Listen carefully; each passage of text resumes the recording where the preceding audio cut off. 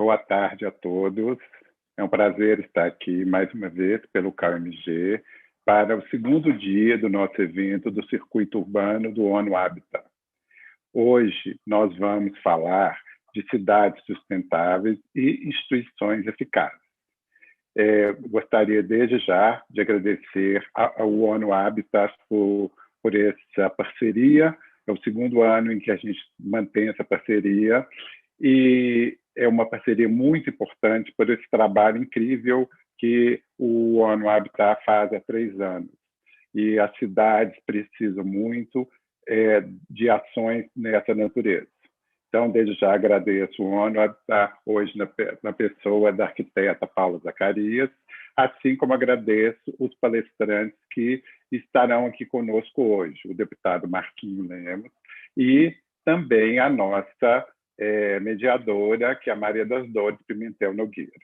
Agradeço muito também a presença dos representantes da CEPUA, que é a Comissão de Política Urbana e Ambiental, que hoje temos aqui o seu coordenador, o arquiteto Cláudio Rocha, e também membro da comissão, a arquiteta Cecília Geraldo.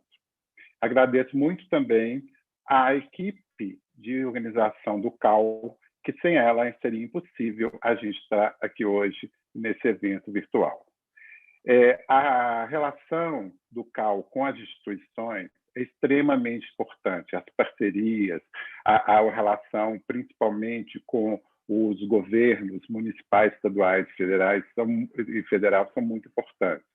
São através desse contato, dessas discussões, em que a gente pode verificar as legislações que estão sendo discutidas, a todas as políticas voltadas, principalmente para a arquitetura e urbanismo, que é a nossa área e que muito importa, porque as cidades, em geral, precisam demais dos arquitetos e urbanistas.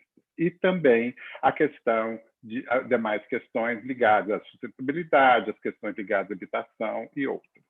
Então, é muito importante esse trabalho em conjunto com demais instituições e eu gostaria, mais uma vez, de agradecer a todos, principalmente as que estão assistindo aí pelo YouTube, inclusive deixar desde já a informação de que esse evento vai ter uma avaliação ao final, e basta clicar no link e até emitir o certificado ao final.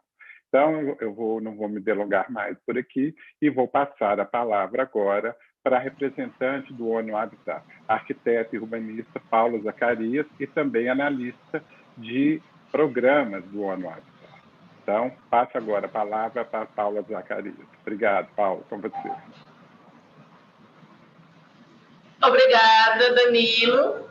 Boa tarde a todos e a todas. Como foi apresentada, sou Paula Zacarias, analista de programas do ONU Habitat, e gostaria inicialmente de agradecer o convite do Conselho de Arquitetura e Urbanismo de Minas Gerais para participar da abertura deste evento Cidades Sustentáveis, uma nova realidade pós-pandemia da Covid-19, em especial deste segundo eixo, Cidades Sustentáveis e Instituições Eficazes. Saúdo também os participantes deste evento, em nome da moderadora Maria das Dores, que eu já soube aqui nos bastidores, que gosta de ser chamada de Mariazinha, se eu não estou enganada, me corrija depois, e também do deputado Marquinhos Lemos. Aproveito esse momento de abertura para explicar brevemente a atuação do ONU Habitat no Brasil, o Outubro Urbano e o Circuito Urbano. O ONU Habitat é o Programa das Nações Unidas para Assentamentos Humanos. A sua sede fica em Nairobi, capital do Quênia, e é a agência que atua em prol do desenvolvimento urbano sustentável, econômico e ambientalmente sustentável, promovendo a moradia adequada para todas e todos. O ONU Habitat está presente no Brasil há mais de 20 anos e atualmente possui escritórios nas cidades do Rio de Janeiro, em Maceió, de onde estou falando e de onde trabalho, e em breve irá inaugurar também escritórios em Maricá, no Rio de Janeiro, e em Recife. Como uma agência de cooperação técnica, o ONU Habitat trabalha com todos os temas relacionados à vida na cidade e participa ativamente das agendas globais, como a Agenda 2030 para o Desenvolvimento Sustentável, que é estruturada em 17 Objetivos de Desenvolvimento Sustentável, os ODS, sendo responsável pela implementação do ODS 11, que também é conhecido como ODS urbano, que busca tornar as cidades e os assentamentos humanos seguros, inclusivos, resilientes e sustentáveis. E também é responsável por monitorar as metas urbanas que estão presentes em outros ODS. O ONU Habitat participa também da nova agenda urbana, que foi adotada em 2016, na Habitat 3, que é a terceira Conferência das Nações Unidas sobre Habitação e Desenvolvimento Urbano Sustentável, que ocorreu em Quito, no Equador, e que resultou em um documento que definiu padrões globais para o alcance do desenvolvimento sustentável, repensando a forma como construímos, gerenciamos e vivemos nas cidades. Este ano, o ONU Habitat está na terceira edição do Circuito Urbano, que é realizado no mês de Outubro Urbano. Esse mês é um mês muito importante para as Nações Unidas, em especial para o ONU Habitat, e é um mês que se inicia no Dia Mundial do Habitat, que é comemorado na segunda-feira do mês, na primeira segunda-feira do mês, que este ano ocorreu em 5 de outubro, e que se encerra no dia 31 de outubro, com o Dia Mundial das Cidades. O Dia Mundial do Habitat, ele abordou o tema habitação para todas e todos, um futuro urbano melhor. E o Dia Mundial das Cidades, que acontece em breve, focará no tema valorizando nossas comunidades e cidades. E para promover essa data tão importante, esse mês tão relevante para as Nações Unidas, o Escritório do ONU Habitat no Brasil criou em 2018 o Circuito Urbano, uma iniciativa para apoiar institucionalmente e dar visibilidade a eventos organizados por diversos atores, entre eles o CAU, de Minas Gerais. Estamos na terceira edição, que esse ano está sendo realizada de forma totalmente virtual, com o tema Cidades pós-Covid, diálogos entre o Brasil e a África lusófona, pois estamos realizando em parceria com os escritórios do ONU Habitat de países africanos em língua oficial portuguesa. Então, gostaria de, em nome do ONU Habitat, agradecer o interesse e a disponibilidade do CAU de Minas Gerais e, mais uma vez, como o Danilo comentou na sua fala, em participar do circuito urbano. Espero que os temas trazidos hoje neste eixo, em especial as discussões em torno dos problemas a serem enfrentados, mas também das soluções que podem ser adotadas por pequenos municípios pós-pandemia, sirvam para compartilhar experiências, inspirações e apontar caminhos, não apenas para os municípios mineiros, de quem tem um carinho muito especial, sou fã dessa terra maravilhosa de vocês, mas também para os demais municípios brasileiros. O ONU Habitat fica à disposição para outras oportunidades, para trocas e intercâmbios de conhecimento em outros eventos, sejam eles virtuais ou presenciais, quando tudo isto passar. E desejo um bom evento a todas e a todos, uma boa tarde e um abraço de Maceió, Alagoas. Muito obrigado, Paulo. É muito importante essa sua fala sobre o ONU Habitat, porque eu acho que cada dia a gente tem que difundir mais o trabalho desse programa do ONU, da ONU, que é o programa ONU Habitat, principalmente para nós, arquitetos e urbanistas, que temos que estar ligados. Como não sei se todos sabem, mas desde 2018, o CAU incluiu em seu planejamento estratégico os Objetivos de Desenvolvimento Sustentáveis, ODS, no seu planejamento. Então, a gente tem aprimorado a cada dia isso e esperamos que a cada ano a gente tenha indicadores mais fortes de cumprimento da Agenda 2030. Então, vou chamar agora os membros da CEPOA, o conselheiro Cláudio Rocha e a conselheira Cecília. Primeiramente, eu passo a palavra para o conselheiro Cláudio Rocha para as suas palavras, ele que é o nosso coordenador da Comissão de Política Urbana e Ambiental. Cláudio. Boa tarde a todos. É uma satisfação pessoal participar desse evento e com este temático Cidades Sustentáveis e Instituições Eficazes.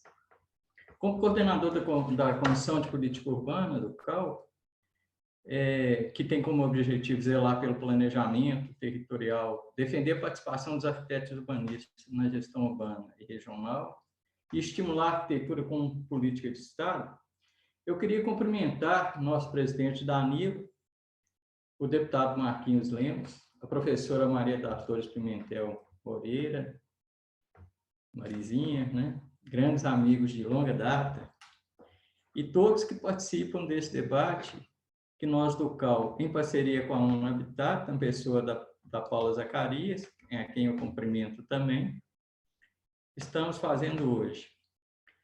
E hoje, devido à nossa atual realidade, a nossa discussão leva a gente a uma antecipação inteligente de ações, né? A situação que a gente vive, a gente precisa antecipar uma ação, seja ela qual for, mas nesse sentido maior, o planejamento. Por isso, o título de Pequenos Municípios, Grandes Soluções, se pensarmos o território urbano, seja ele em qual escala for, pequenas, médias ou grandes cidades, teremos algo em comum: pouco recurso. E pouco recurso requer muito planejamento, e na cidade pós-pandemia, o novo terá que ser muito bem planejado, né? Se a gente já não tinha antes recurso, agora vai ficar mais escasso, nós vamos ter que aumentar a questão do planejamento. Por isso, trazemos hoje um debate de um ex-prefeito e uma professora universitária, que representam, para mim, essa dualidade do pouco recurso e do bem planejado. Eu queria, na pessoa do Danilo, agradecer a todos e agradecer principalmente o pessoal de ontem também, que participou, né? E um abraço a todos e que nós tenhamos todos um bom evento. Um abraço. Boa tarde a todos. Eu também falo em nome da CEPUA, trabalho aí junto sob a coordenação do Cláudio, e para nós a discussão sobre as cidades é muito delicado, né? A gente quer viver em cidades agradáveis, boas, sustentáveis, a gente não quer brigar por isso, a gente quer ter a certeza de que as cidades serão assim. E a gente sabe que o próximo ano novos prefeitos encontrarão grandes problemas.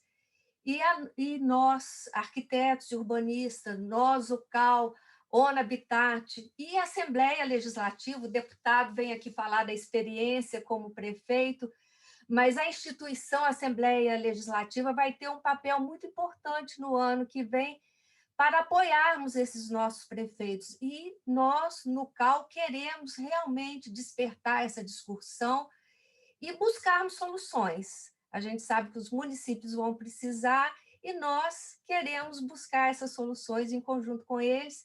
Agradecemos muito a presença do deputado Marquinhos, que vai falar com a gente, e da Marizinha, que vai conduzir a discussão. E agradecemos a participação de todos, estão todos convidados a participar pelo chat, que depois, ao final, a nossa mediadora vai conduzir. Passo a palavra para o Danilo, para ele encerrar essa abertura, para a gente iniciar o mais breve possível esse nosso debate. Obrigada. Obrigado, Cecília. Realmente, esse trabalho é muito bom, muito interessante, e eu não vou me delongar mais nas palavras, vamos direto ao trabalho, né? Eu gostaria de convidar agora a Maria das Dores Pimentel Nogueira, a Marizinha, como para os mais chegados, né, Marizinha? E para iniciar o trabalho da condução desse processo hoje. E agradeço desde já o nosso palestrante, o deputado Marquinhos Lemos, que vai tratar das instituições e dos problemas e das grandes soluções. Muito obrigado a todos e passo agora a palavra para a Maria das Dores. Obrigado, Marizinha. Boa tarde a todos e todas. Em primeiro lugar, eu quero agradecer o convite que me foi feito, isso para mim é muito honroso. Eu me sinto muito, para mim é motivo de alegria grande estar hoje nesse evento, dividindo a mesa com Marcos Lemos, o Marquinho de Carbonita, com quem eu tive o privilégio de trabalhar exatamente mais na época da elaboração e do desenvolvimento desse projeto, que foi o Carbonita Cidade Futuro, que é objeto dessa conversa hoje.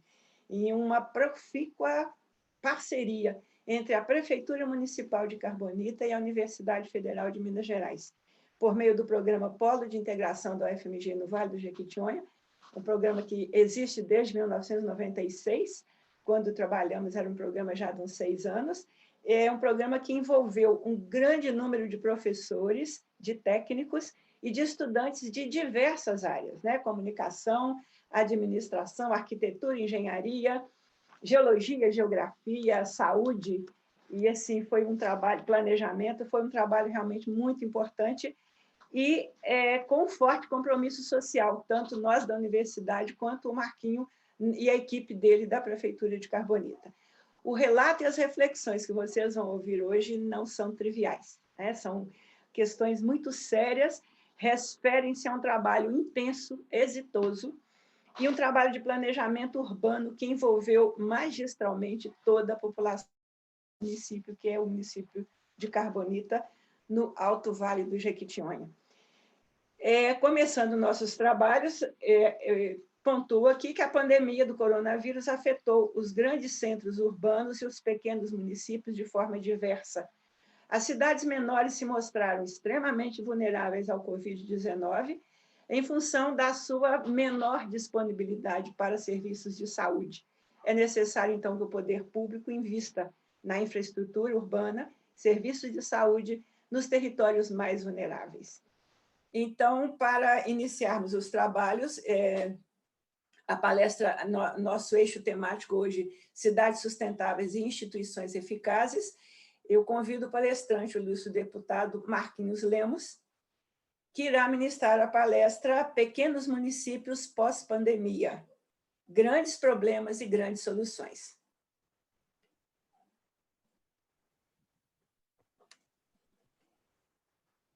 Bom, o Marcos Lemos é deputado estadual, vice-presidente da Comissão de Assuntos Municipais e membro efetivo da Comissão de Cultura da Assembleia Legislativa de Minas Gerais. Foi prefeito por 3 mandatos de Carbonita, no Alto Vale do Jequitinhonha, em Minas Gerais, e teve como marca de suas administrações o planejamento urbano e a implantação do projeto Carbonita Cidade Futuro.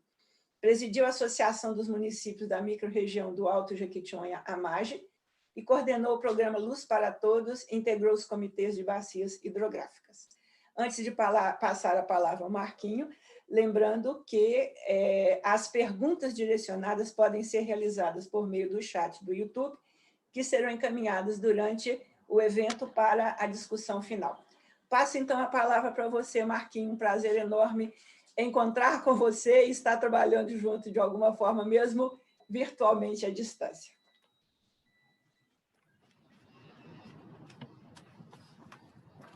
Boa tarde a todos, a todas.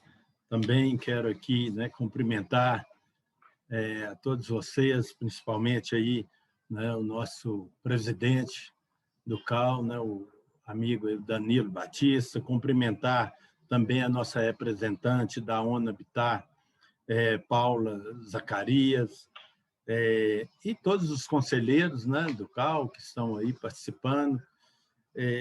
E, claro, deixar aqui desde já, né, o meu abraço e minha alegria de poder estar encontrando de forma remota, mas poder estar encontrando aqui com a nossa amiga, grande companheira de batalhas lá na minha cidade, na nossa região, no Vale do Jequitinhonha, que é a Marizinha, né, a coordenadora do programa do Polo de Integração e Desenvolvimento do Vale do Jequitinhonha, né, da UFMG. Então, é muito bom estar falando, sabe? E me causa muita alegria e orgulho de poder falar para vocês todos e contar um pouco da história, né, dessa caminhada frente à prefeitura lá de Carbonita e agora como deputado, onde eu estou também na Comissão de Assuntos Municipais. E quero dizer aqui que eu fiz questão de participar da Comissão de Assuntos Municipais por entender que nós temos alguma contribuição para poder dar a outros municípios aqui em Minas Gerais. Então, eu sou um municipalista, mas quero deixar claro que nós precisamos rever, né, muitas posições a respeito dos municípios em Minas Gerais. Mas como o assunto aqui é sobre a questão do vírus, da pandemia, os efeitos, e a gente eu tenho viajado muito pelo interior de Minas e nas cidades onde eu visito, a maioria é de cidade de pequeno porte, municípios pequenos. Então, eu quero chamar a atenção para algumas coisas que nós deparamos agora, depois que a gente espera, né, que vai acontecer no pós-pandemia. Primeiro, lembrar que o efeito do vírus no interior, principalmente nos pequenos municípios, não foi,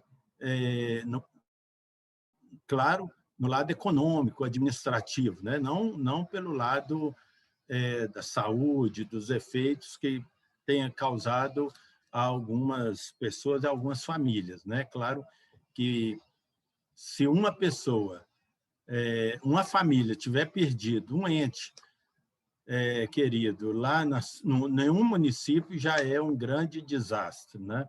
Mas, em questão econômica e administrativa, a gente precisa ver que o efeito em muitos municípios, principalmente nos pequenos, né, aconteceu de forma até positiva. Eu falo isso porque, com a questão do auxílio emergencial, onde o governo encaminhou aqueles R$600 para auxílio emergencial. Também recursos que foram colocados nos municípios para o enfrentamento aos efeitos, né, do vírus. Tudo isso fez com que a economia, na maioria dos pequenos municípios, tivesse até fosse impulsionada, né? Quando a gente anda nas cidades pequenas, o que a gente mais ouve é que a economia melhorou de março para agora, né? De março até agora. O comércio vendeu mais, né? E o consumo foi maior, até porque nós tivemos famílias, né? Muitas famílias recebendo aí os R$600 e até R$1.200. Então, isso impulsionou a economia na maioria dos municípios pequenos. E também, o que nos preocupa, aí sim, que eu acho que é o lado negativo, né, da questão do vírus, eu quero deixar bem claro que eu estou separando aqui o lado do efeito, né, danoso, que é na questão de levar a pessoa à morte e fazer com que a gente tenha perdido já tantas pessoas no Brasil e principalmente em Minas Gerais, né? Não, mas eu quero falar aqui um pouco sobre a questão mais da organização dos municípios, que eu acho que, principalmente os pequenos, já que eu estou falando para os pequenos, e fui prefeito de uma cidade muito pequena, né, de 10 mil habitantes, então é bom entender que eu acho que os administradores, os prefeitos, não aproveitaram esse momento para planejar, para pensar os municípios pós-pandemia, sabe? Receberam recursos, que às vezes até recursos inesperados, né, que não estavam no planejamento do orçamento, receberam recursos, não investiram quase nada. A maioria dos municípios que a gente tem visto na rede de saúde, nos equipamentos de saúde, pouco foi colocado recurso, sabe? Não procuraram aproveitar, né, o momento para estruturar o município, principalmente na área da saúde, já que a maioria dos recursos vinham provenientes da saúde, e também uma das coisas que a gente nota é que, por ser um ano eleitoral, acabou levando, né, boa parte dos administradores, claro que não, nem todos, mas uma boa parte a pensar muito mais no resultado das eleições de 15 de novembro. E aí procuraram fazer, mais uma vez, aquilo que aparece e aquilo que dá resultado mais rápido. O que é numa cidade? É asfaltar uma rua, é enfeitar uma praça, tá? E fazer obras mais visíveis e de resposta rápida da população. E não preocuparam com o planejamento. Tá? Deixaram de lado o planejamento do município e a gente tem visto que é uma pena, porque o ano que vem a gente, né, entende que teremos uma escassez de recursos, teremos muita dificuldade na economia e os municípios não estão preparados para essa fase que pode estar acontecendo no início do ano que vem. Estão mais preocupados, boa parte, com o resultado eleitoral. Então, é uma pena porque a gente viu, né, que o vírus, que poderia ser tão danoso economicamente para todo o Estado, para o país, acabou sendo até dando um bom resultado econômico em muitas cidades pequenas, sabe? Primeiro que obrigou os prefeitos a fazerem, né, uma economia forçada, inesperada. A maioria dos municípios arcam com transporte escolar e, dessa vez, não teve transporte escolar esse ano. Então, economizou. Nós não tivemos que investir em merenda escolar. Muitos prefeitos demitiram, cancelaram os contratos dos profissionais da educação devido à paralisação das aulas. Então, também houve essa economia. Mas nós não vimos, ou se teve, foi em poucas cidades, que não percebemos ainda, o investimento para melhorar o ambiente escolar, né, principalmente os prédios, adaptando, né, para a nova realidade que vão estar vivendo, né, a partir do ano que vem. Então, nós não vimos esse planejamento, sabe? Mesma coisa nas outras áreas, na área de saúde, né, onde também não houve um planejamento, a não ser o que todos copiaram, que foi fazer uma barreira. Talvez vocês que vivem aqui na cidade grande não sabem, mas eu que tenho andado no interior, o que mais se vê é uma barreira na entrada da cidade, onde você tem que chegar e mede a pressão e depois dá um banho de desinfetante lá nos pneus do carro, né? E isso acabou os prefeitos usando dessa artimanha também para contratar muitas pessoas como futuros, né, e atuais cabos eleitorais, né, na campanha. Então, não preocupou em contratar profissionais na área da saúde, tá? Em melhorar o serviço de saúde, preocupar mais em contratar pessoas, batalhões de pessoas que estão nas ruas das pequenas cidades, alguns distribuindo panfletos, falando que são panfletos educativos, onde pede para usar máscara, lavar a mão com sabão, ficar em casa, essas coisas, mas que não dá nenhum resultado efetivo, né, no combate ao vírus e, principalmente, na preocupação com a pós-pandemia, né? Então, são essas coisas que incomodam, porque eu não sou daqueles que ficava, quando era prefeito, só ficava reclamando da falta de dinheiro, né? Sempre a gente ouve isso de todos os prefeitos, né? E tinha falta de dinheiro lá no meu município, né? E na maioria dos municípios faltam mais recursos, né?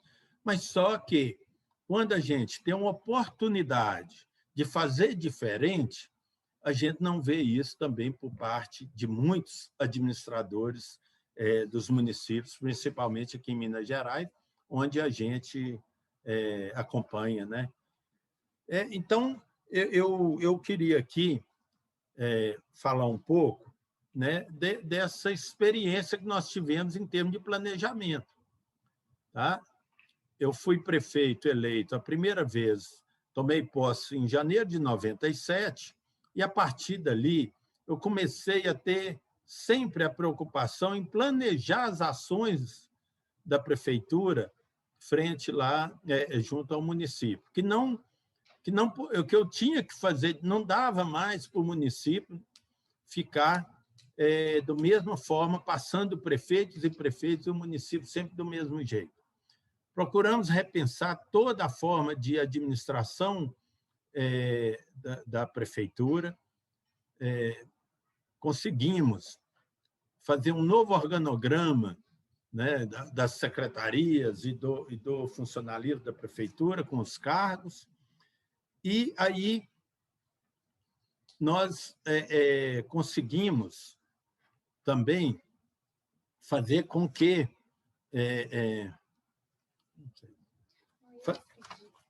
aí, então, nós fizemos todo esse trabalho e tivemos, principalmente, né, eu tive a felicidade de contar com alguns parceiros. Tá? E quando eu fui a uma cidade grande, que é Santo André, lá no ABC Paulista, eu fui lá para conhecer um projeto que chamava Santo André do Futuro, planejando a cidade para 20 anos. Eu fui lá ver o que era isso, apesar que é totalmente diferente a realidade um do outro. Né? A minha cidade é bem pequena, né? É menor do que qualquer bairro de Santo André, mas só que a forma dava para ser copiado lá também na cidade pequena. Então, assim nós fizemos. E aí eu quero pedir, pode passar a outra tela, e eu quero, para a gente poder... a próxima tela. Aí. Aqui é a Praça da Matriz, lá na Igreja da Matriz, na minha cidade. E lá nós, então, começamos o projeto Carbonita Cidade do Futuro, onde nós convocamos toda a população para o encontro, apresentamos a proposta do projeto, chamamos toda a sociedade, sabe? Principalmente o pessoal, as empresas que atuam lá na cidade. Nós temos lá a atuação da ArcelorMittal e também os órgãos de governo do Estado, Emater, Rural Minas, na época, todos esses, IEF, todos esses órgãos para estar colaborando com o nosso projeto Carbonita Cidade do Futuro. E tivemos aí, sim, né, a ideia de chamar também a UFMG para que ela pudesse também participar. E aí eu fiquei conhecendo o programa, né, que era o programa, o Polo de Desenvolvimento, Integração do Vale de Jequitinhonha, que era comandado pela nossa amiga Marizinha Nogueira, e ela se prontificou, e foi uma experiência que eu acho que tudo que falar aqui ainda vai ser pouco, tá? Pelo resultado que foi dado. Então, era uma cidade onde o esgoto ainda corria a céu aberto, tinha muito mau cheiro, era uma cidade onde as ruas não eram definidas, sabe? Não tinha ainda definição. Ela foi crescendo, né, sem ter uma programação e sem ter esse trabalho e esse cuidado, né, de organizar a parte urbana da cidade, e faltava muita coisa, né? Nós não tínhamos um centro de saúde, ainda era feito numa casa alugada, sabe, com uma péssima condições para atender a população. Nós não tínhamos, na área cultural, mesmo sendo o Vale de Jequitinhonha uma região onde a cultura é muito forte, não tinha um espaço para a cultura. Nós não tínhamos, na área de educação, era um problema sério, porque o município contava com 28 pequenas escolinhas, 28 pequenas escolas na zona rural. E nós conseguimos fazer um trabalho muito grande de reorganização também da educação, e reduzimos essas 28 escolinhas, que eram escolinhas, algumas em lugares impróprios, sem condições nenhuma para que o profissional da educação, o professor, pudesse ensinar, né? Então, nós reduzimos todas essas escolas para 6 escolas no município, na rede municipal, com uma condição melhor, num prédio com mais conforto e oferecendo uma boa condição para os alunos e para os profissionais. Então, fizemos tudo isso num planejamento que durou, né, até 2003. Tá? Então, só para você ter ideia, eu quero falar aqui da educação, bem rapidinho. Só um exemplo, né? Em 97, Carbonita tinha 10, na rede municipal, tá, gente? Na prefeitura. A Carbonita tinha 10 professores leigos, 59 só com magistério e 2 com terceiro grau. E nenhum cursando o terceiro grau. Então, nós tínhamos 10 leigos, 59 só com curso de magistério e 2 formados com terceiro grau, e nenhum cursando.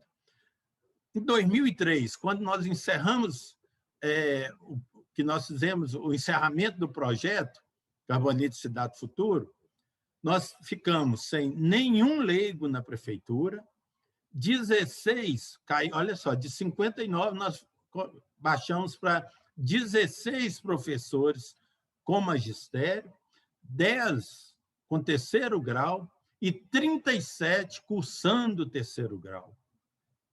Isso na educação. Tá?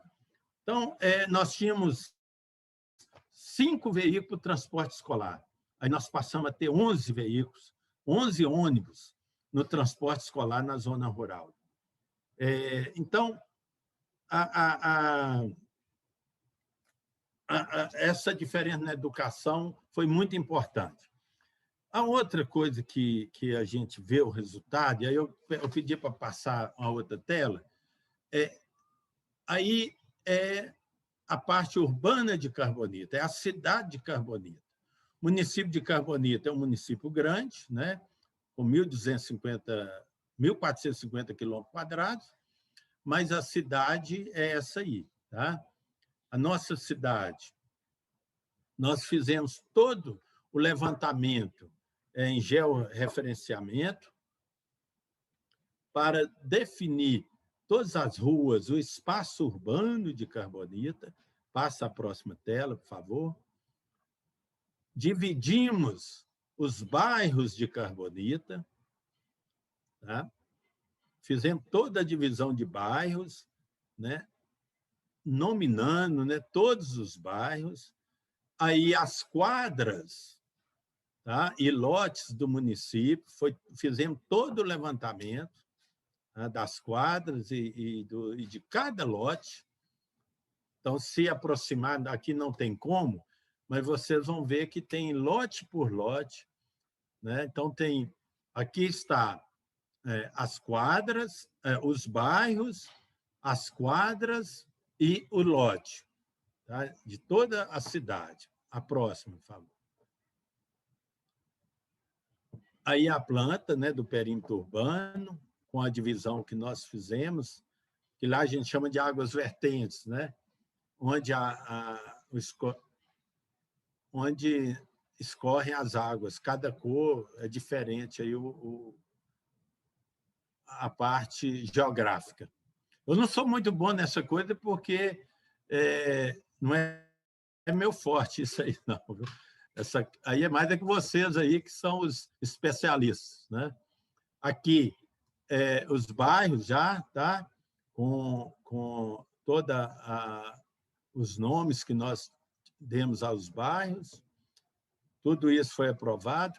E aí começou a questão. Nossa cidade não tinha local para prática esportiva, né? E nós conseguimos fazer lá em Carbonita um ginásio poliesportivo e uma quadra coberta em cada distrito e também em 2 bairros de Carbonita, né? E nos distritos rurais nós fizemos quadras também para a prática esportiva lá no município de Carbonita. Pode passar a próxima. Aqui é o Centro Cultural. Como eu falei, como não tinha em Carbonita um espaço para as atividades culturais, e é muito forte lá em Carbonita, então nós conseguimos construir esse Centro Cultural. Aqui em cima do Centro Cultural, na parte de cima, você tem aí um teatro, né, com 250 poltronas, um palco, com som e com uma tela também de cinema, apesar que cinema agora, até no interior, já não é tão forte, mas na época o cinema, em 2000, quando nós inauguramos esse centro cultural, o cinema fazia muito sucesso. A gente passava filmes de graça 2 vezes por semana, né, aberto à população. As pessoas só tinham que retirar o ingresso por causa da quantidade de assento, né? Então, aí também o teatro é um teatro onde a gente conseguiu levar em parceria aqui com o Centro de Teatro aqui de Belo Horizonte, nós conseguimos fazer uma parceria e levar peças que passavam aqui em Belo Horizonte para acontecer também a apresentação lá em Carbonita, tá? E aí, embaixo está a banda de música que nós criamos, que foi também uma das demandas criadas nas conferências. Aí embaixo, né, o teatro, acontecendo uma apresentação, né? E aqui a parte também que nós cuidamos, né, que foi do saneamento. Então, Carbonita, o esgoto era deixado a céu aberto e caía no rio. Aí nós fizemos a estação de tratamento de esgoto lá em Carbonita. Hoje é uma cidade que o esgoto, 95% é todo coletado e tratado aí nessa estação de tratamento de esgoto. Fizemos as praças, né, todos os locais onde às vezes era abandonado. Essa praça aí que você está vendo é quase no centro da cidade, né? E é onde jogava entulho. As pessoas não tinham cuidado. Aí nós transformamos numa praça, sabe? Onde, né, fizemos pontes aqui no acesso de um bairro para outro.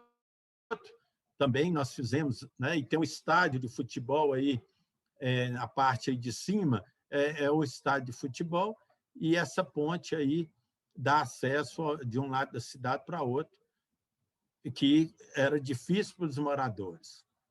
Aqui foi uma das maiores obras que eu considero que nós fizemos, de todos que nós fizemos, que isso aí é no centro quase da cidade.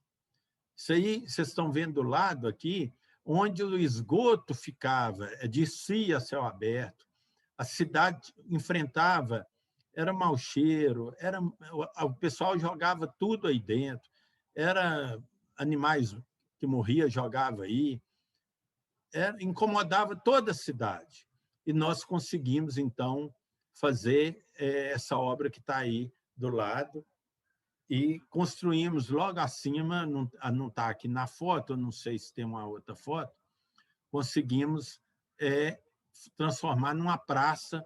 Hoje é uma das praças com um centro de saúde muito grande ao lado. Um centro de saúde onde hoje... Aí é a praça, na parte de cima de lá. Então, vocês estão vendo aí do lado, e hoje é a praça que está lá, né? E hoje também aí tem um centro de saúde que não está aí na foto, mas que foi a grande obra. Foi transformar um local que era um lixão, né? Urbanizar esse local e ainda construir um centro de saúde, que é o maior centro de saúde da cidade, do município, onde recebe todas as pessoas. Então, eu queria mostrar isso aí para vocês verem que, dentro do nosso planejamento, né, nós fizemos conferências de todos os temas. Então, nós tínhamos conferência, a cada 15 dias tinha uma conferência. Teve conferência da educação, da saúde, teve conferência do esporte, conferência da segurança pública, conferência para pensar a economia, o desenvolvimento econômico do município. Tivemos conferência da agricultura, em todas as áreas, e também, principalmente, na conferência urbana, para discutir como a gente iria, né, dar o direcionamento para o crescimento de Carbonita. Isso foi feito e a gente, então, dentro disso, nós conseguimos implantar também e aprovar todos os planos, o plano diretor, todas as leis, códigos, plano diretor. Carbonita tem um plano diretor muito moderno, pensar que foi feito lá atrás, já há quase 20 anos, um código de postura muito bom, sabe? Uso de solo, a questão de definição do perímetro urbano, plano de saneamento, tudo nós temos em Carbonita, tudo feito dentro desse projeto Carbonita Cidade Futura. Então, eu quero aqui dizer a vocês que é uma experiência onde a gente queria dividir isso com mais pessoas, sabe? Dividir com mais municípios e chamar a atenção, já que a nossa companheira aí falou que ano que vem nós teremos novos administradores, né? Eu queria falar para a amiga aí, a Cecília, né? Que é uma pena, Cecília, que a gente ainda não consiga colocar essas ideias do planejamento na maioria ainda da cabeça da maioria dos nossos prefeitos, né? Mas nós vamos continuar insistindo, sabe? É um trabalho que nós temos que insistir, né? Eu sei que ainda a questão eleitoral pesa muito, né? O Brasil, infelizmente, a política, principalmente a política eleitoral, né, ela acaba sobressaindo e acaba ocupando maior espaço dos nossos administradores, que já entram na prefeitura pensando na próxima eleição e, às vezes, preferem fazer coisas que dê resultado imediato, né? Então, por isso que a gente ainda não conseguiu avançar muito, mas eu espero que vocês, profissionais dessa área, sabe, e que tenham uma experiência, eu contei com a experiência de um professor da arquitetura, inclusive fiquei sabendo com muita tristeza, ontem que eu fui informado que ele já faleceu, que foi o professor Ricardo França, professor da Escola de Arquitetura, que deu uma contribuição muito grande nesse projeto lá em Carbonita, sabe? Então, foi uma soma de profissionais na área da comunicação, sabe? Na área de saúde, de engenharia, arquitetura, de segurança pública. Todas as áreas nós contamos com a participação de pessoas que estavam todos com a mesma ideia, com o mesmo ideal, o mesmo objetivo. Então, agradeço mais uma vez por ter dado espaço para essa pequena contribuição minha aqui, que eu espero que sirva, né, para que vocês debatam também a respeito da organização dos municípios, do planejamento dos municípios. Muito obrigado, viu? Desculpa aí se não foi da forma que vocês estavam pensando, imaginando aí. Bom, eu agradeço a fala do deputado Marcos Lemos. Ele foi um pouco modesto, ele fez muito mais do que ele contou aí para nós. Eu agradeço a fala sua, a sua experiência como gestor e o relato e as reflexões sobre o Carbonito Cidade Futuro. Eu queria chamar a atenção um pouco mais sobre o processo. Você falou muito bem dos resultados, mas assim, há uma riqueza que foi tão grande no processo que é um ensinamento para todos os municípios trabalharem com isso. Então, quando a gente fala assim de planejamento participativo, há muita gente que acha que isso nem é possível. Como é que faz? É história. Não. Eu vi você fazer um planejamento participativo e nós participamos desse planejamento com você, que foi assim das coisas mais emocionantes, das muitas emocionantes que eu vivo nesse vale há 20 e poucos anos. Então, veja, quando você lembra os eixos das conferências, as conferências temáticas, elas eram, como você disse, de 15 em 15 dias. Então, eu me lembro que nós saímos da universidade na quinta-feira, às 5 horas da tarde, numa van na porta da reitoria, e nós íamos para Carbonita, hospedávamos lá no alojamento da CAF, né? Agora é a Celomital. Agora é a Celar, era CAF. E ainda jantávamos, dormíamos, e no dia seguinte tinha as conferências começavam de manhã e passavam o dia todo. Eu me lembro das conferências, eu tenho um dos livros que a gente tem sobre o projeto, Desenvolvimento Econômico, Social e Geração de Renda, era uma, Urbanismo, Plano Diretor, Trânsito e Códigos, Educação, Cultura, Transporte e Lazer, Meio Ambiente, Saúde, Promoção Social e Terceira Idade, Administração, Funcionalismo, Modernização e Comunicação e Defesa Social.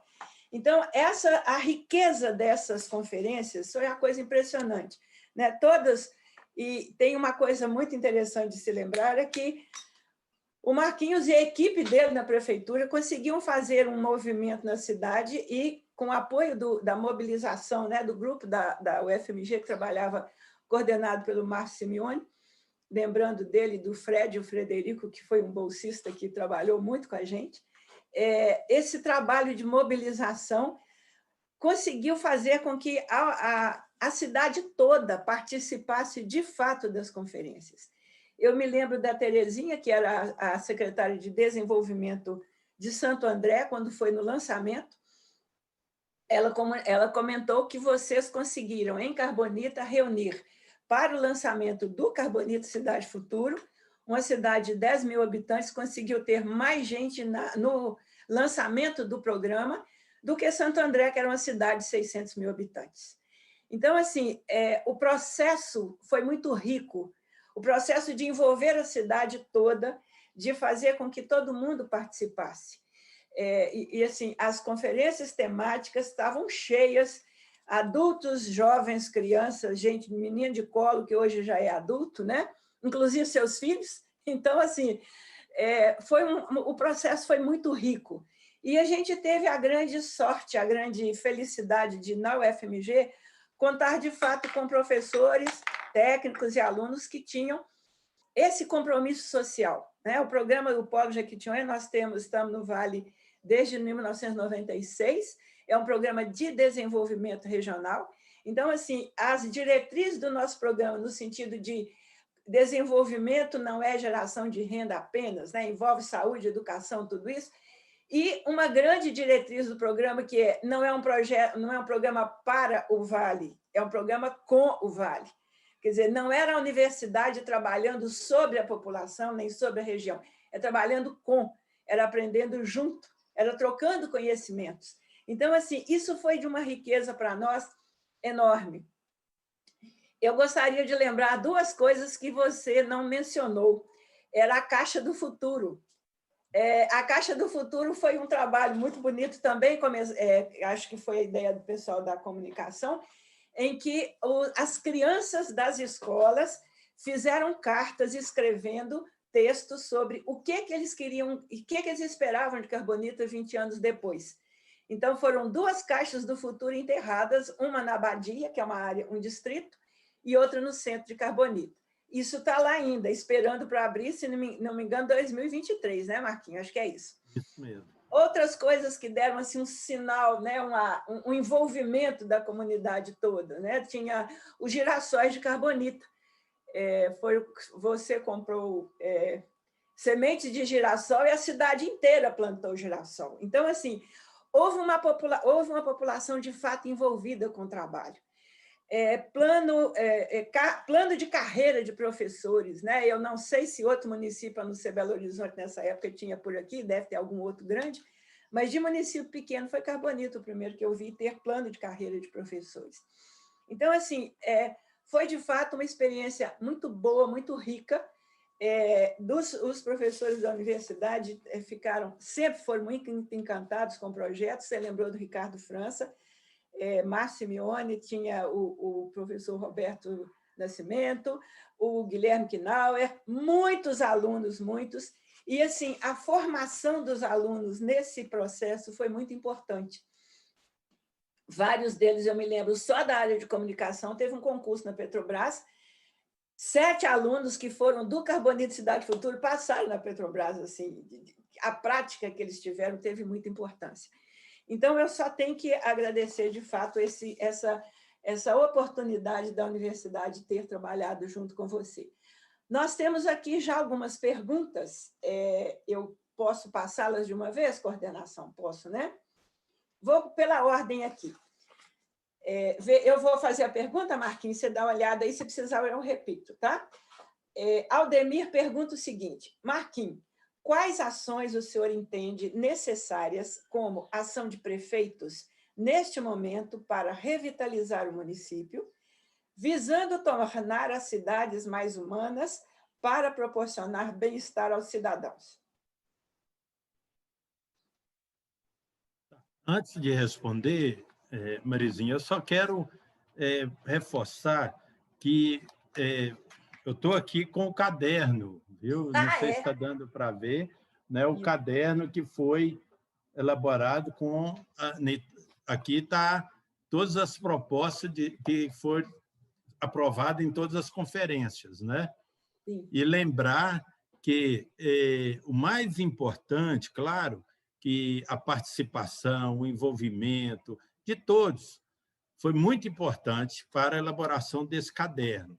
Mas o que me chama, assim, me orgulha mais é de você folhear o caderno e ver que a maioria daquilo que foi proposto saiu da página do caderno. Porque a gente, nós que já estamos muito tempo nisso, nós sabemos que tem muita proposta no papel, né? Muito bonito, muitos planos bonitos, tal, projetos, né? Mas que na prática não acontece, né? Você chega e não sai do papel. E esse foi o diferencial do nosso projeto. Por isso que eu fiz questão de mostrar tudo aquilo ali, quadras, praças, para mostrar que foi uma decisão da comunidade, sabe? Uma preocupação em ver resolvido aquilo, e nós conseguimos, ao longo, né, dos anos, né? Olha que nós começamos num tempo curto, se for olhar pelas coisas que acontecem no Brasil com muita morosidade, e nós conseguimos um avanço em pouco tempo, realizar, né, a maioria daquilo que a população reivindicava e tinha como preocupação. Então, isso é um orgulho para mim, e eu tenho certeza que para você, de chegar em Carbonita, você que viu antes, né, por exemplo, a Praça da Biquinha lá com o Centro de Saúde e com aquele esgoto que corria ao céu aberto, e hoje você vê uma praça bonita, com academia de saúde, com tudo lá, né? Então, isso é um orgulho. Agora, eu quero responder aí ao companheiro. Olha, não existe nenhuma receita milagrosa ou ninguém inventar a roda mais. Já está claro, sem a participação da população, sem o envolvimento da comunidade, sem a discussão da comunidade, fazer com que ela também se apodere da discussão e tome a decisão junto, nós não vamos resolver nada, sabe? Esses projetos, principalmente na parte urbana, já que nós estamos falando de urbanismo, né? Falando de cidade, tá? O administrador tem que pensar que ele vai ter que envolver a comunidade, principalmente como nós estamos falando em pequenos municípios, onde há uma facilidade maior de envolver quando o gestor quer, né? Quando o gestor, né, coloca isso como prioridade, como meta, que é a participação da comunidade, né, de todos os setores sociais do município, da sociedade, dentro do projeto para discutir o município. Tá? Não tem outra alternativa, porque é comum, é tradição nossa no Brasil que o prefeito venha com alguma coisa mirabolante e resolva o problema. Sempre tem que sair da cabeça dele. E a gente provou que dá para fazer com participação e dá para realizar muita coisa no município e, às vezes, com menos recursos. Né? Se você imaginar que uma cidade que fez tanto quadra coberta, um centro cultural, praças, saneamento básico, e olha, uma cidade de 10 mil habitantes que é 0,6 no fundo de participação dos municípios, que é o menor, né? 0,6 no FPM. Então, é uma arrecadação baixíssima, né? Mas com envolvimento, né? E tomando a decisão certa dentro dos recursos que tem, dá para fazer muito. Obrigada, Marquinhos. Tem uma pergunta da Emanuele. Emanuele fala o seguinte: boa tarde, Marquinhos. Como você, enquanto gestor estadual, representando o Vale do Jequitinhonha, como você vê, enquanto gestor estadual, representando o Vale do Jequitinhonha, importância de atuação das associações, consórcios intermunicipais para o futuro, principalmente dos pequenos municípios no pós-pandemia? Eu posso dizer a você que eu fui o criador, tá? Primeiro do consórcio de saúde, né? Eu fui o primeiro presidente do CISAD, o consórcio de saúde do Alto Jequitinhonha, que a sede é em Diamantina. E fui também agora, no último mandato meu, criei o primeiro consórcio, tá? O consórcio de municípios para a área, para discutir principalmente a questão de áreas urbanas e de infraestrutura. Então, nós tivemos uma parceria com o governo do Estado, no último governo, onde recebemos um recurso, equipamos o consórcio, sabe, com maquinários, com equipamentos mesmo, máquinas pesadas para asfalto, pavimentação, tudo, e acreditamos que é outra forma de desenvolver a região, é através de consórcio. O município sozinho, ainda mais no Vale do Jequitinhonha, que nós conhecemos muito bem, né, com realidades que parecem ser iguais, mas não são, sabe? As dificuldades são as mesmas, mas a realidade de alguns municípios é bem diferente. O Alto Jequitinhonha, o Médio e o Baixo são 3 vales diferentes, né? Mas com problemas parecidos, né? Então, através de consórcio. Não tem outro jeito, sabe? Unindo a força dos municípios para conseguir definir algumas coisas. Por exemplo, outro exemplo que eu queria dar da forma de trabalhar, tentando sempre consorciar com outros municípios para resolver problemas que são idênticos. Então, lá no nosso Alto Jequitinhonha, quando eu fui presidente da Associação dos Municípios do Alto Jequitinhonha, que é a AMAG, tinha um problema sério, que era a questão dos resíduos de saúde. sabe? O lixo que é produzido pelos hospitais e pelos centros de saúde, gabinetes odontológicos, laboratórios na nossa região, que era jogado em aterros, junto com outros lixos, ou até jogado dentro de rios e tudo. E aí nós fizemos uma parceria, contratamos uma empresa em Montes Claros e coletava todo esse lixo 2 vezes por semana em cada cidade do Alto de Jequitinhonha e levava para Montes Claros, onde lá alguns eram incinerados ou lá era resolvido. Então, isso é uma forma que nós encontramos para resolver a questão do resíduo de saúde que incomodava tanto a nossa região. Então, foi a primeira região pobre a resolver um problema sério, né? E que era comum. Bom, Marquinhos, temos 3 perguntas da Amélia. Eu vou fazer as 3, você vê se responde na sequência ou se quer que volte alguma. A primeira, ela pergunta sobre a sua equipe na prefeitura, que eu conheci muito bem. Deputado, como foi composta a sua equipe? O senhor trabalhou com arquitetos, economistas, engenheiros e sociólogos? Faça o seguinte, responde uma de cada vez, né? Vamos nessa aí, que essa é fácil de resolver. Primeiro, ela é fácil pela dificuldade que eu encontrei quando eu assumi a prefeitura em 97. Né? Lá na minha região, eram profissionais muito difíceis de encontrar. Né? O engenheiro, você só tinha um engenheiro na associação, que era a AMAGE, em Diamantina, que atendia a todos os 23 municípios que compunham a AMAGE. Então, por aí você vê que, às vezes, quando você precisava de um engenheiro, você não achava. Ele estava num outro município. Então, e também a questão de arquiteto, que, se engenheiro, né, naquela época era difícil, um arquiteto para atender uma prefeitura era quase impossível. E também nas outras áreas. Né? E por isso que nós tivemos, né, a preocupação e a iniciativa de recorrer, né, aonde a gente poderia encontrar esses profissionais.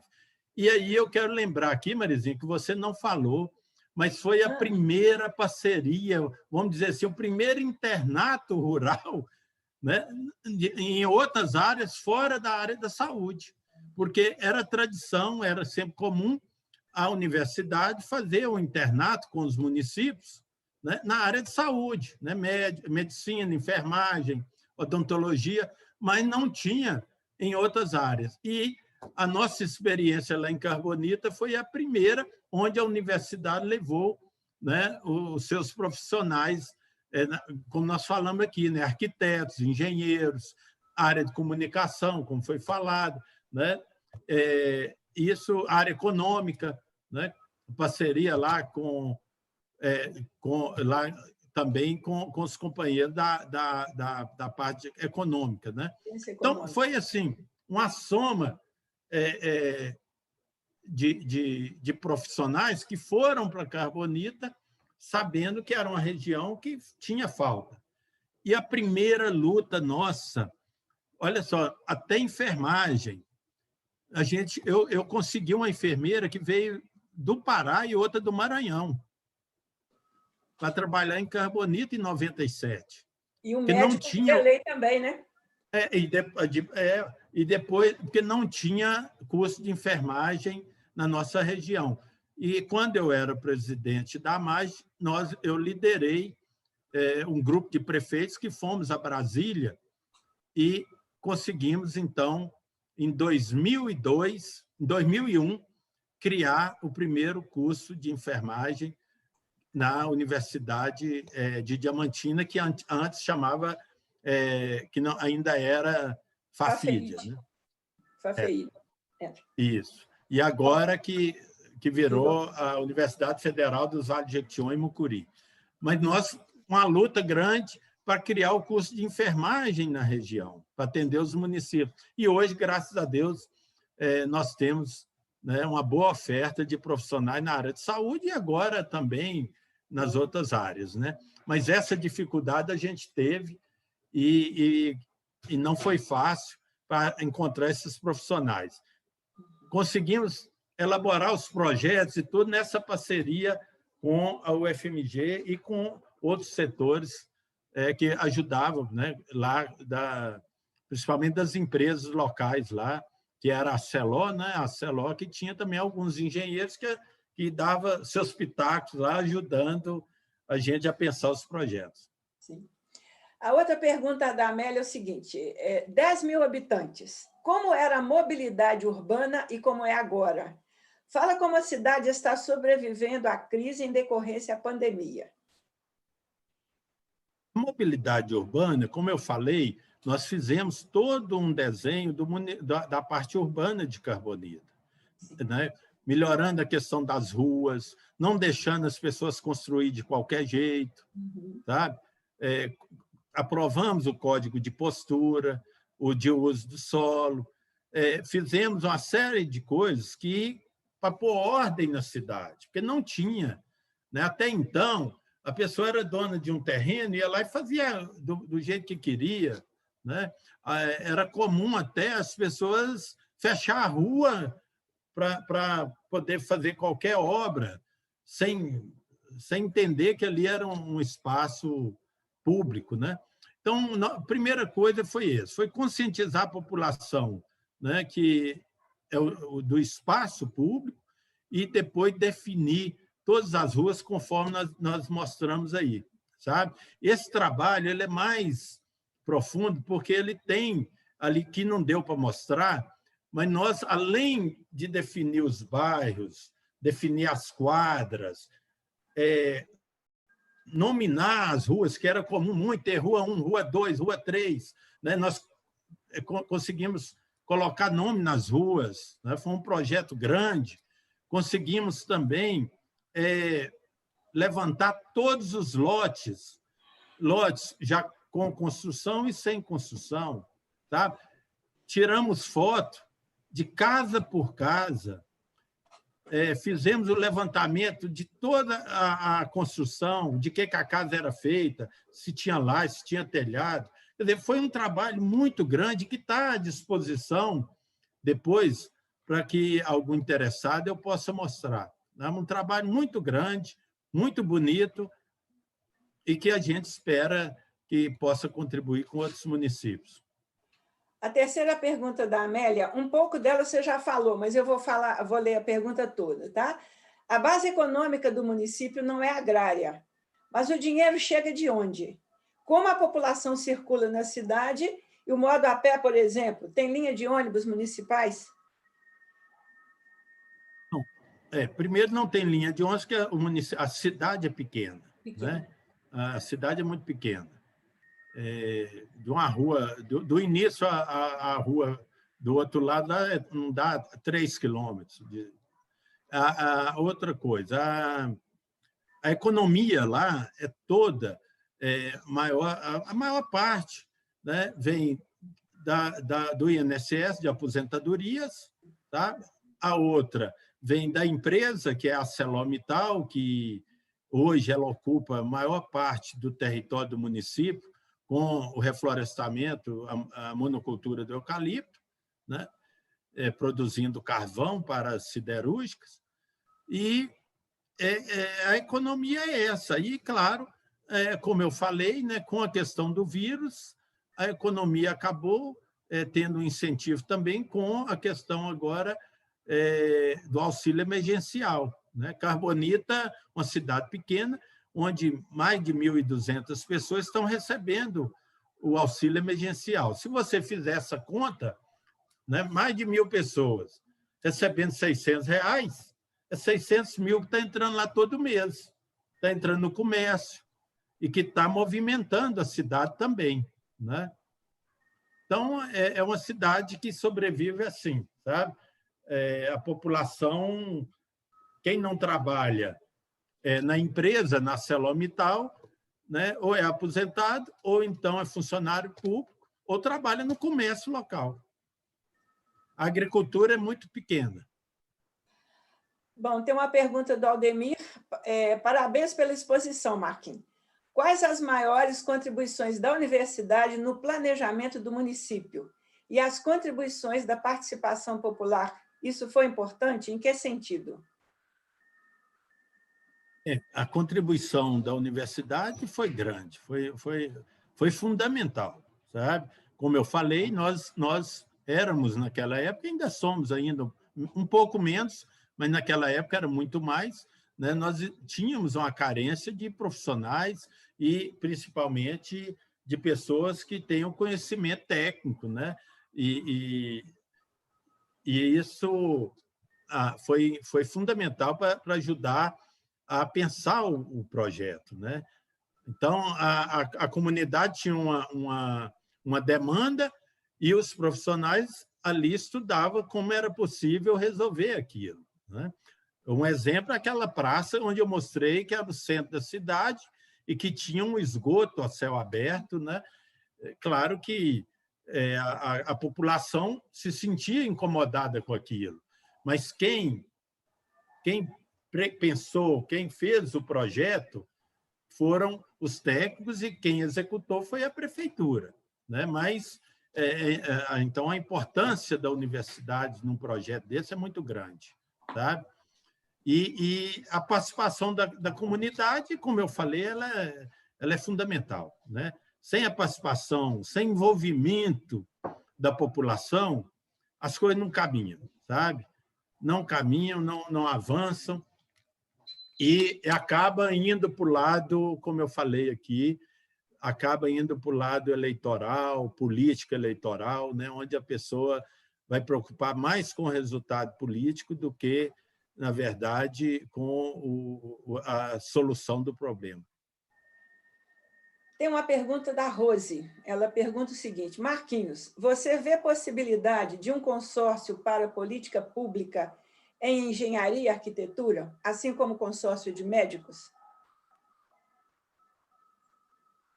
Eu não sou a pessoa muito certa para falar sobre isso, mas o que eu posso dizer, né, e aí eu posso dar meu testemunho, né, é que todo consórcio, sabe, tudo que reúne, tá, para pensar, para enfrentar, né, as dificuldades que são comuns, né, é importante. Eu não vejo outra saída, sabe? Você vai reunir aí os profissionais para estar tentando, primeiro, enfrentar, né, todos os problemas que tem da classe e tudo. E também é um consórcio para pensar junto, né? Eu acho que o caminho é esse, é através de consórcio. Não vejo outra forma, não. Bom, essa era a última pergunta. Eu só queria chamar a atenção que nós estamos vendo agora aí pelo interior afora, né? Já que nós estamos falando de urbanismo, né? Olha, o que tem de prefeito tocando asfalto, pavimentando ruas, fazendo coisas de última hora, pensando nas eleições, sem planejamento, sabe? Sem pensar como vai ser o escoamento das águas agora no final de ano com chuva, sem pensar no que aquilo pode causar lá na frente em termos de prejuízo, tanto para a cidade ou até mesmo prejuízo para algum morador. Agora, esse que é o que incomoda a gente, sabe? Essa coisa, né, da pressa para ter o resultado sem pensar num planejamento, né? Sem ter planejado antes, né? E o vírus está dando essa condição. Como eu falei, os municípios estão tendo uma economia inesperada. Os prefeitos não esperavam essa economia que eles estão tendo, que eles tiveram esse ano, de março até agora. Nós não estamos tendo aula, as pessoas estão evitando ir nos postos de saúde, sabe? As pessoas têm ficado mais em casa, no interior. Então, a prefeitura ela está tendo uma economia, sabe? Que os prefeitos, se eles tivessem planejado ter uma economia como estão tendo esse ano, eles não teriam conseguido. Tá? E o vírus está sendo, para eles, está sendo uma boa desculpa para investir em outra coisa que não é, de fato, na questão da saúde, tudo isso incomoda muito. Questão das prioridades, nem ouvir o que o município precisa de fato, o que a população quer, né, Marquinhos?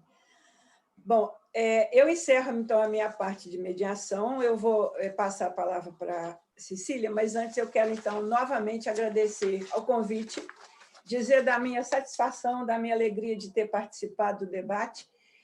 Eu não sou da área da arquitetura, eu sou da educação, mas eu sou da extensão.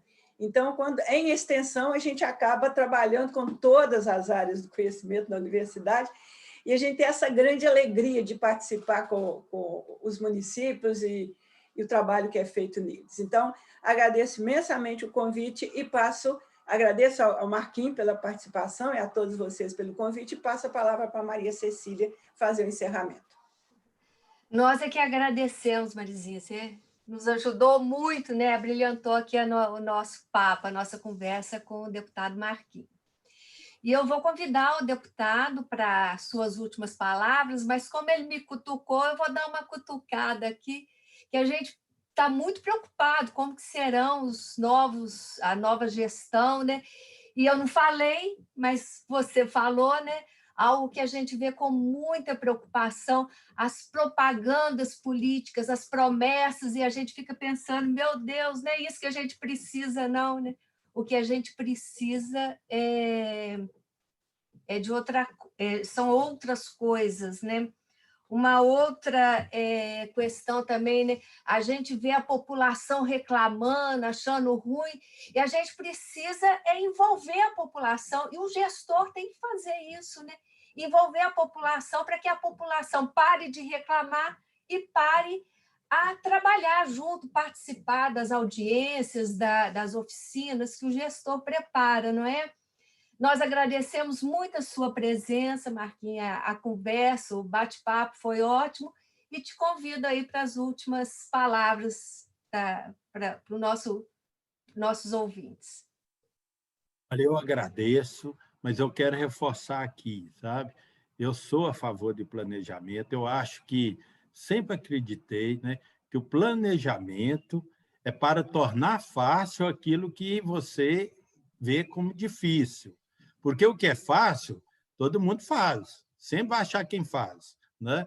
Agora, planejar, principalmente quando nós estamos falando planejamento urbano, cuidar de uma cidade, porque é uma das coisas que eu tenho falado muito onde eu vou, sabe? Nesse momento eleitoral, né? Não adianta a gente pensar na cidade só no cimento, no asfalto, no tijolo. Nós temos que pensar a cidade que lá tem gente.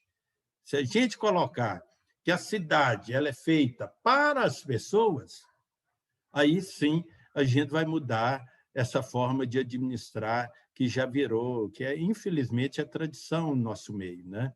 Eu estou aqui na Assembleia e falo com vocês que é com muito orgulho, porque eu não teria condição nenhuma de estar aqui, sabe, se não fosse por uma caminhada que a gente vem aí há muitos e muitos anos. Tá?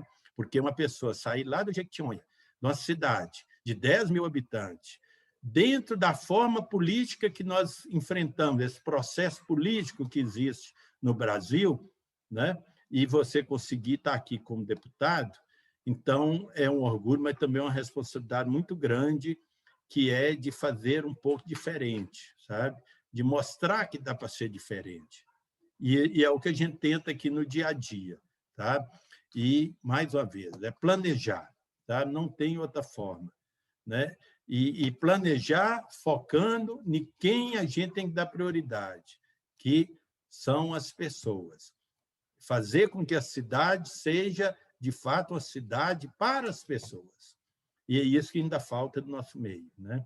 Como você falou, sabe, Cecília, o que a gente mais vê é a pressa, e nas propagandas agora, se você abrir o Facebook, digita qualquer nome de cidade pequenininha do interior de Minas, o que você vai ver lá na prefeitura é propaganda de mais uma rua, mais 4 ruas que asfaltou, é máquina trabalhando, é foto de máquina asfaltando, e a eleição está chegando, e tem que asfaltar até quase na meia-noite do dia 14 de novembro, e é esse o processo, né? E que nós temos que ir contra isso. Sabe? Nós não podemos aceitar isso como normal, né? As pessoas têm que ser colocadas em primeiro plano. Então, eu agradeço muito a oportunidade e digo a vocês que estaremos aqui na Comissão de Assuntos Municipais. O dia que a gente tiver alguma discussão, assim que passar esse processo de isolamento que nós estamos vivendo, já que a Assembleia está funcionando só em forma remota, mas assim que voltar à normalidade, nós vamos estar levando uma discussão como essa para a nossa Comissão de Assuntos Municipais, e eu quero contar com a contribuição de vocês aí do CAL, tá bom? Muito obrigado, eu espero ter dado uma pequena contribuição aí, tá?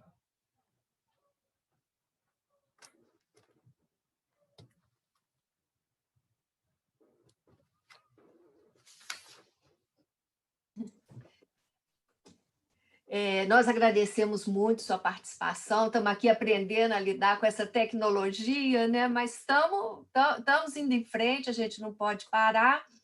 E hoje nós encerramos os nossos trabalhos, mas não encerramos o evento, né? O nosso evento ainda continua, amanhã nós temos uma terceira palestra, o Eixo 3, Cidades Sustentáveis e Saúde, e nós vamos trabalhar com habitação de interesse social, com assistência técnica em habitação de interesse social, que vai encerrar aqui a nossa discussão junto à ONU. Convidamos todos a participarem amanhã, nesse mesmo horário, e o link será encaminhado. Muito obrigada a todos, boa noite.